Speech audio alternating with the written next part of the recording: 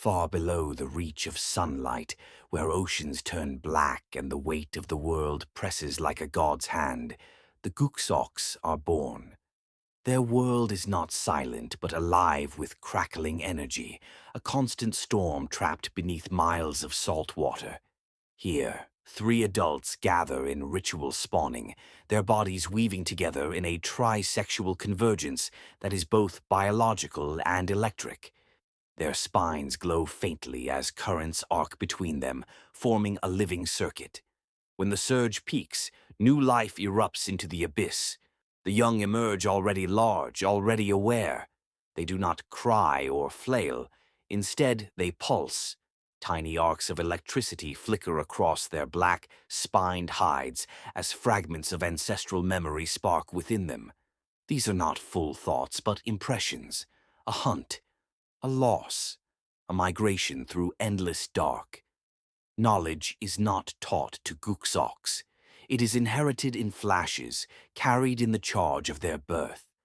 The crushing gravity of their native trenches would obliterate most life, but the Gux'ox are built for it. Their bodies are dense, their limbs thick and deliberate. Every movement is slow but powerful, like shifting tectonic plates. Even as juveniles, they are formidable. They drift close to their spawning triad for a time, absorbing their first lessons through pulses of shared energy. In this world, electricity is language, memory, and identity. And with their first true surge, each Gux'ox announces itself to the deep. A Gux'ox does not think in silence. Its mind hums, alive with constant electrical activity that dances across its many eyes and along the ridges of its spines. These beings possess intelligence comparable to the most advanced surface dwellers, yet their cognition is shaped by a world without light. They do not rely on sight in the traditional sense. Instead, they perceive shifts in electric fields, reading the faint bioelectric signatures of life around them as easily as one might read words on a page. To a Gux'ox, the ocean is never dark. It is a tapestry of signals. Every creature emits a pattern, every movement disturbs the field. Even the slow drift of currents carries meaning. Their many eyes act as amplifiers, translating these signals into layered perception. They can sense fear, aggression, even the fading echo of something that has just died. Communication among Gux'ox is a symphony of pulses. They release controlled bursts of electricity that ripple through the water, carrying complex information. A single exchange can convey emotion, strategy, memory, and intent all at once. Conversations are instantaneous and deeply intimate, leaving no room for deception.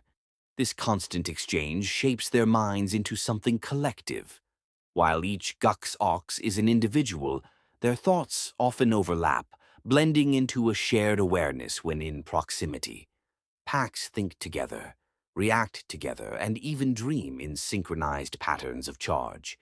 In this way, a Gux'ox mind is less like a single voice and more like a storm system, vast, layered, and always in motion.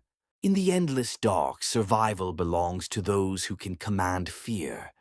The Gux'ox do not chase their prey in frantic pursuit. They become the storm that prey cannot escape.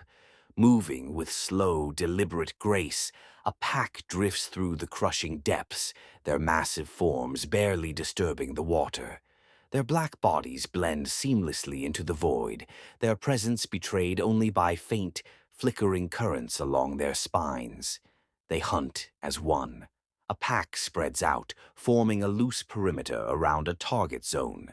Through constant electrical communication, they map their surroundings with precision, tracking every heartbeat, every twitch of muscle within range.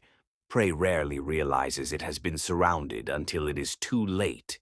When the moment comes, the ocean erupts. In perfect synchronization, the pack releases a devastating surge of electricity.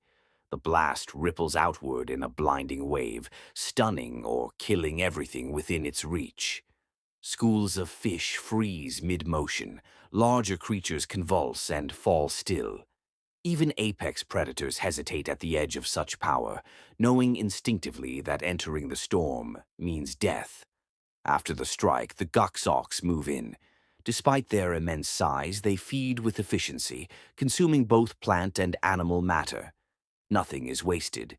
The ocean floor itself is part of their diet, rich with strange growths and mineral-fed organisms. Their hunts are not chaotic. They are calculated, almost ritualistic. Each success reinforces the bond of the pack, each shared meal strengthening the silent understanding between them. To exist alone as a Gux'ox is to be incomplete. Though they are capable individuals, their true nature emerges only within the pack. These small groups, typically numbering between 5 and 10, function as a unified entity bound by constant electrical connection. Their link is not forced, but instinctual, a need as vital as feeding. Within the pack, there is no hierarchy in the traditional sense. Leadership shifts fluidly depending on circumstance. The one with the clearest perception in a given moment guides the others, their signals carrying subtle authority that the pack instinctively follows. Decisions are made in fractions of a second, consensus achieved through overlapping pulses of agreement. Emotion is shared just as easily as thought. A surge of fear from one spreads instantly to the others. Joy, curiosity, and even grief ripple through the group like waves. This deep connection creates a bond that is unbreakable, forged not just through experience, but through literal shared sensation. When a Gux'ox nears death, it does not fade quietly. Instead, it releases a final, powerful discharge, a cascade of energy that carries fragments of its memories into the pack. These are not complete lifetimes, but echoes. A successful hunt, a moment of danger, a learned pattern. In this way, no knowledge is truly lost. The pack carries the fallen within them, their presence lingering in every shared pulse. Death is not an end, but a transformation into collective memory. Time moves differently in the deep. Decades pass in slow, steady rhythms, marked not by sunlight but by cycles of migration, spawning, and survival. A Gux'ox that endures this long becomes something more than a mere member of its species. It becomes a living archive, its body etched with scars, its mind layered with countless inherited and experienced memories. These elders are immense, their already giant forms growing even more imposing with age. Their spines crackle with greater intensity, their electrical discharges more controlled and devastating. Younger Gux'ox instinctively defer to them, not out of dominance, but recognition of the vast knowledge they carry. Elders guide migrations through the crushing trenches, leading packs to fertile feeding grounds and safe spawning sites. They remember dangers that others cannot, ancient predators, shifting terrains, and unseen hazards lurking in the dark. Their presence stabilizes the pack, their signals calm and deliberate. Yet even these giants are not eternal. When an elder feels its end approaching, it seeks a place of significance, often a deep trench or a long-traveled path. There, surrounded by its pack, it releases a final storm of energy. This discharge is immense, far greater than that of a younger Gux'ox, flooding the pack with a lifetime of echoes.